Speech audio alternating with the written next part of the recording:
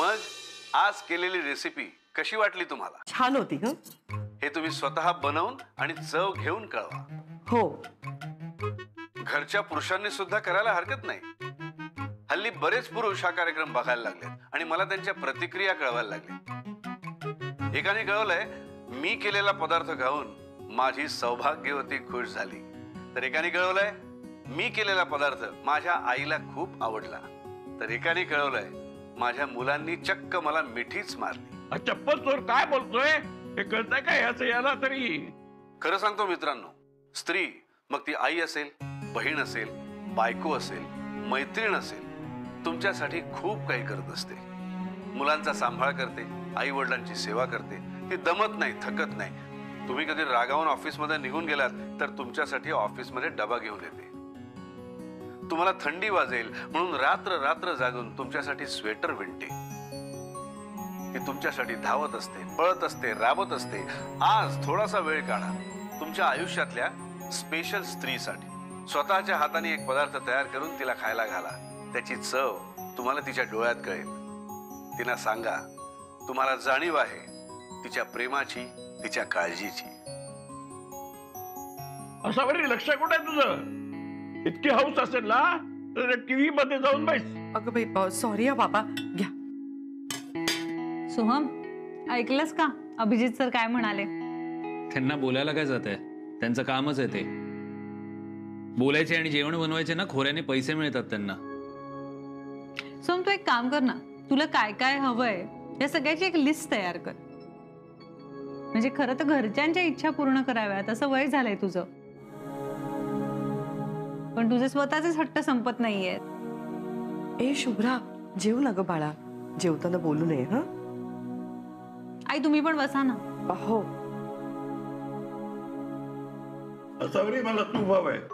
हो आणते. हा आई, भाजी मस्त झाली आहे, मला अजून चपात्या दे ना. हो देते. हा या घे, घे बाळा. आलेच. सोहम, चपात्या संपल्यात. आईने त्यांच्या पानातल्या चपात्या तुला वाढल्या. खाऊ देत त्याला. तो काय अर्धवट खाऊन उठणार आहे का? कुणी किती खायचं याचा अंदाज गृहिणीचा बांधायचा असतो. असं जेवण कमी पडतच कसं? हो, पण आजोबा जास्त जेवण केलं आणि वाया गेलं तरी ओरडता ना तुम्ही. वाया जाता कामा नाही जेवण, ते काय फुकट येतं? हो, पण आजोबा आता काल सोहमने 3 चपात्या खाल्ल्या, आज 5 खाल्ल्या. मग घरच्या गृहिणीने अंदाज बांधायचा कसा? शुभ्रा, आता खाऊ की नको की ठेवून देऊ? तर मी किती घास खातो याचा हिशेब ठेव. चांगलं शिकवते सा सुनायला. अरे जेव रे बाळा, तू जेव.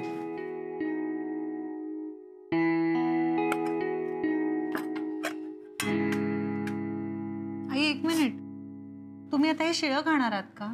अगं हे शिळं कुठे आहे, कालचंच तर आहे. आणि मला आहे सवय शिळं खाण्याची. अगं काल बबड्या जेवून आला होता ना बाहेरून, म्हणजे त्याच्या वाटणीच्या उरल्या होत्या चपात्या, त्या मी फ्रीजमध्ये ठेवतानाच म्हटलं होतं की उद्या संपवून टाकेन म्हणून. हा, मग हे कोणामुळे उरलं? चूक कोणाची आहे? सोहमची ना.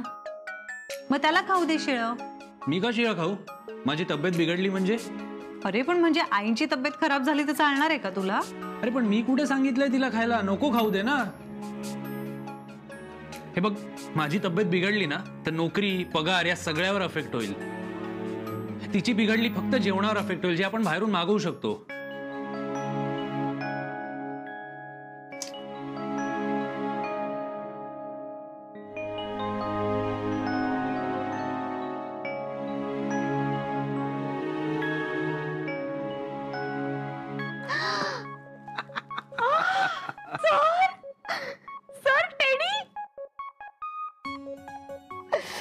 Thank you sir. एक आसावरी गार्गे पार्सल.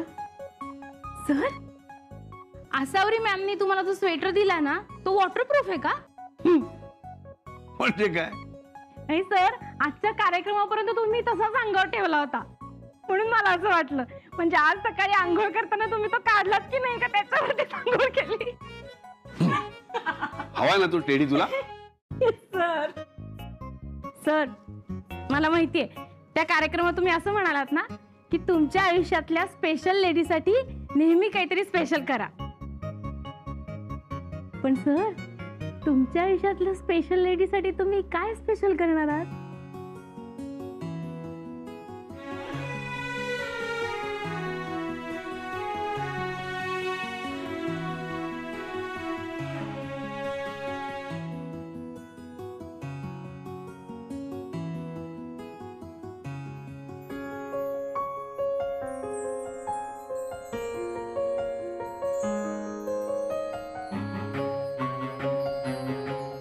आसावरी, तू माझ्या आयुष्यात येऊन तसं फार काही काळ झालेला नाहीये, पण या एवढ्याशा काळात तू माझं आयुष्य, माझं अस्तित्व, माझं जगणं, माझं सर्वस्व व्यापून टाकलंयस. तुझा हात हातात घेऊन नव्यानं जग बघायचंय. उरलेल्या आयुष्यात प्रत्येक क्षण तुझ्या सोबतीनं, तुझ्या साथीनं, तुझ्या संगतीनं जगायचं आहे.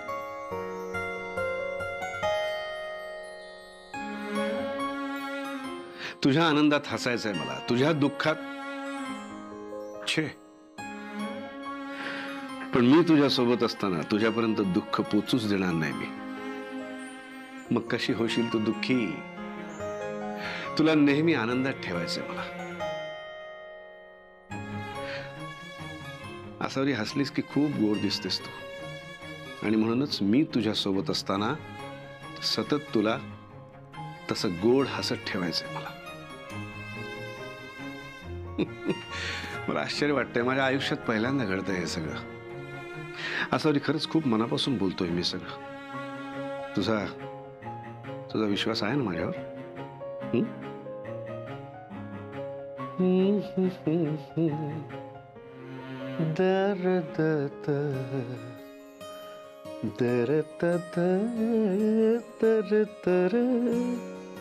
मुद्दतों से आरज़ू थी जिंदगी में कोई आए, सोनी सोनी जिंदगी में कोई शम्मा झिलमिलाए. वो जो आए तो रोशन जमाना हो गया एक हसी शा.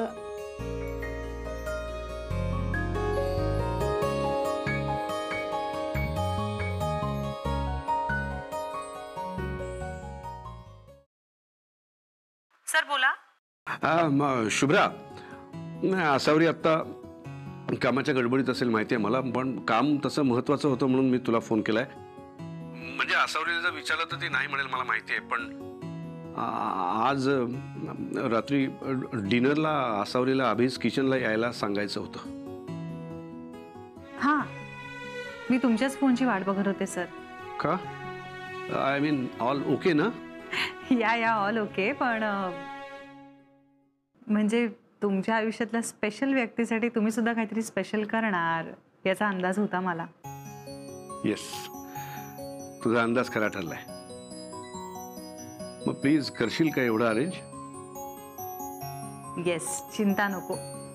आई अभेस किचन मध्ये कसे येतील याची काळजी मी घेते. Thanks Shubhra.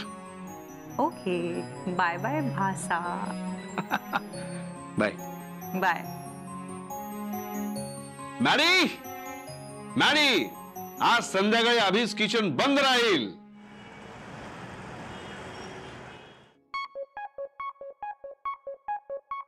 Welcome welcome welcome. हो, काय आहे? आज अभिज किचन मध्ये माझ्या स्पेशल गेस्ट आहात तुम्ही. काय लाजवताय का मला? एवढं सगळं स्वागत कशासाठी? कळेल, प्लीज कम. या.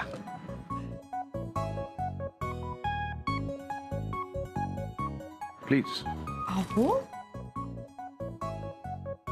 अगं बाई, अहो केवढं मोठं ताट आहे हे, आणि किती पदार्थ. आपल्या देशात, आपल्या संस्कृतीत, आपल्या भावना व्यक्त करायला बरेचदा हे खाद्यपदार्थ मदत करतात. आपल्या मनाचा आरसा ठरतात. पदार्थ करणारा आणि जेवणारा या दोघांमधलं नातं त्यात डोकावतं. अहो म्हणजे हे सगळं तुम्ही केलं तुमच्या हाताने? तुझ्यासाठी.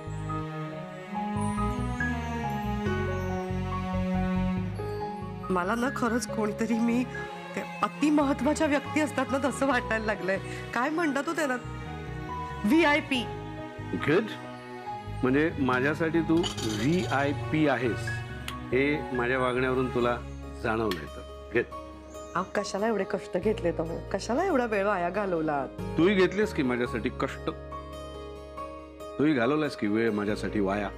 तुझ्याकडे नसताना, चक्क माझ्यावर चिडलेली असताना सुद्धा पदर खोचून घारगे शिकवायला प्रज्ञाकडे आली होतीस ना, आठवतंय का?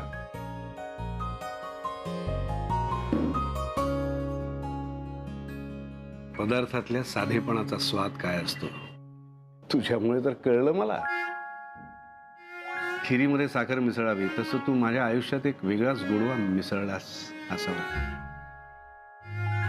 माझ्यासारख्या शेफचं आयुष्य फोडणीचा भात, खोबऱ्याची वडी, भरली भेंडी, चटणी, ठेचा, लोणच्यानं सजावून टाकलं असतं.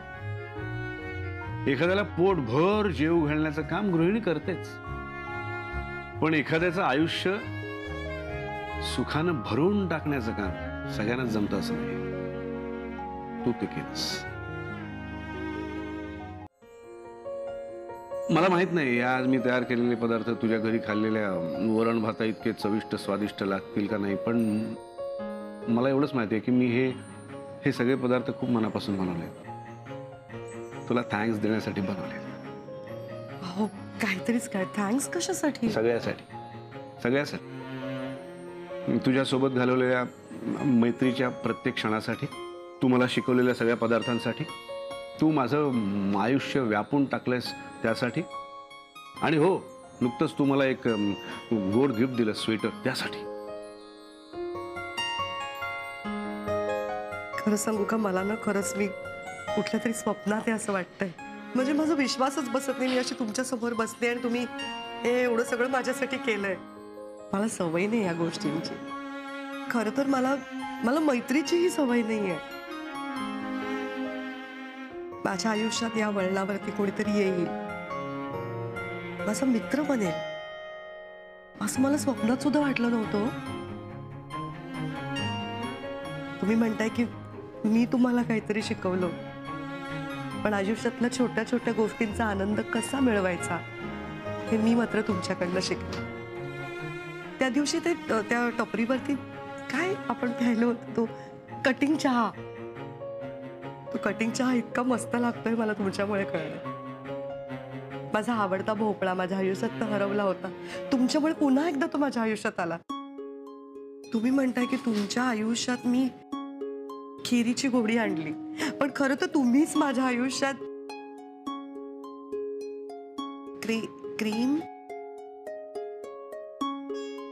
क्रीम ब्रुलेची गोडी आणली. बरोबर आहे ना? माझ्या नकळतच मी माझ्या स्वतःची काळजी घ्यायला लागली आहे, कारण माझी काळजी करणारं घराबाहेर कोणीतरी आहे याची जाणीव होतीये मला. माझ्या लहान सहान गोष्टींसाठी तुम्ही किती धावपळ करता, किती हक्कानी करता सगळं. मैत्री इतकी छान असू शकते मला खरंच वाटलं नव्हतं कधी. मी खरंच स्वतःला खूप खूप भाग्यवान समजते. खरं तर मीच भाग्यवान आहे. हे सगळं मी तयार केलेले पदार्थ तू खाणार आहेस, पण तुला गंमत माहितीये का, हे सगळे जे पदार्थ आहेत ना हे गरम गरम जास्त चांगले लागतात. अहो मी एकटीनेच जेवायचं का? हा आज तसंच आहे. चल चल चल सुरू कर.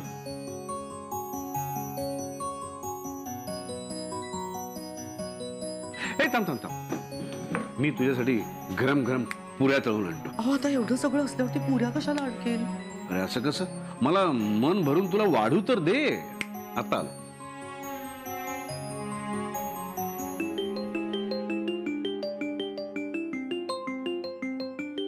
हॅलो आई कुठे आहेस तू? मी बाईक वरून पडलो.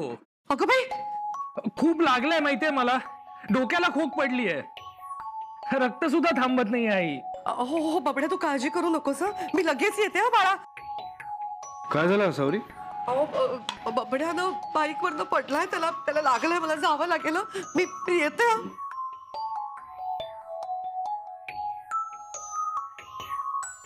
हे सोहम, एवढं काही झालेलं नाही तुला. असं का बोललास तू आईंना?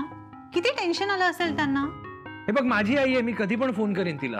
अरे हो, पण जरा विचार करून बोलावं ना, जबाबदारीने वागायला शिक की जरा. बडबड काय बसलेस? कळवळतोय तो, दुखतोय त्याला. आणि यावेळी असावर कुठे गेली आता? पोराकडे लक्ष नको का द्यायला? कशाला आजोबा, मी बघते ना सोहमकडे. सोहम तू चल आतमध्ये औषध लाव. ऐक हळू दुखतंय. हो सावकाश, चल ये आतमध्ये औषध लावते.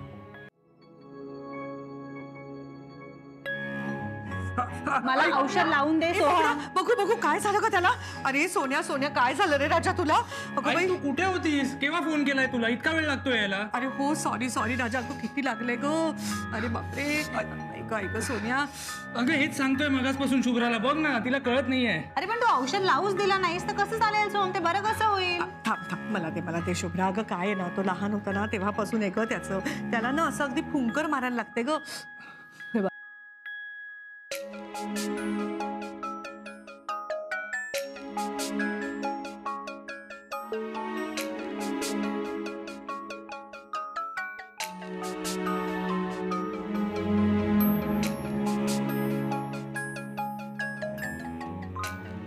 झोपला बघ माझा बबड्या.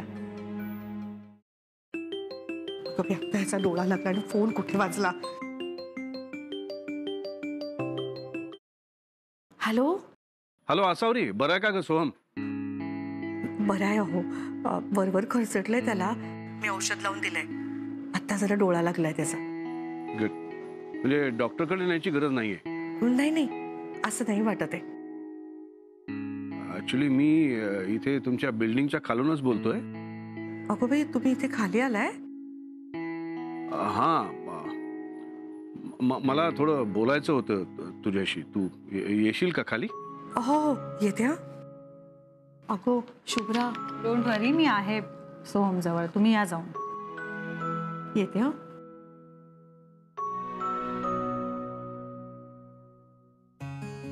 आसावरी, मी इथे. अगो बाई, इकडे उभे आहात का तुम्ही? चला चला ना, वर चला ना. नाही नको, सोहम बरा आहे ऐकूनच बरं वाटलं मला. सॉरी हा. अहो म्हणजे सोहमचा असा फोन आला ना, मला काही सुचेच ना. मी लगेच तशीच धावत निघाले. सुखी आहे आसावरी. सोहमला तुझी गरज होती ना. आणि तसंही सोहम बाईकवरून पडला हे कळल्यानंतर तुझं तिथे लक्षच लागलं नसतं, माहितीये मला. एका आईला जगातल्या कुठल्याही गोष्टीपेक्षा आपलं मूल सगळ्यात जास्त महत्वाचं असतं, हे कळत नाही का मला? एक रिक्वेस्ट करायची आहे तुला. देव न करो यापुढे अशी कधी वेळ आलीच तर प्लीज एकटीने पॅनिक होऊन धावपळ करू नकोस. मी आहे, लक्षात ठेव, मी आहे. आसावरी, तुझ्या घरच्यांची तुझ्या इतकीच मला सुद्धा काळजी वाटते ग. तू एकटीने धावपळ करायची गरज नाहीये. तुझ्या अडीअडचणीला, तुझ्या हाकेला ओ देणारा, तुझ्या हक्काचा एक मित्र सदैव तुझ्या सोबत आहे, हे लक्षात ठेव. वेळ आली तर तुझी सोबत करायला, गरज पडेल तर तुला आधार द्यायला, कधी तुझ्या पुढे, कधी तुझ्या पाठीशी, कधी तुझ्या बरोबर, सदैव तुझ्या बरोबर राहायचंय मला. तुला तुझ्या मनातलं काही सांगावं असं वाटलं, मला माझ्या मनातलं काही कुणीतरी ऐकावं असं वाटलं तर तुला माझी, मला तुझी सोबत करावीशी वाटते मला. यापुढे तुझ्या सुखात, दुःखात, अडीअडचणीत आणि अगदी सहजही तुला कधीच एकटं पडू द्यायचं नाहीये मला. म्हणजे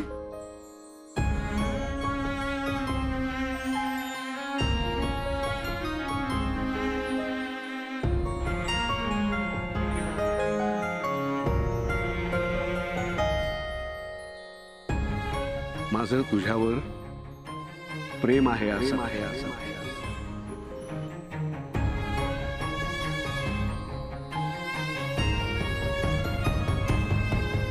माझ्याशी लग्न करशील?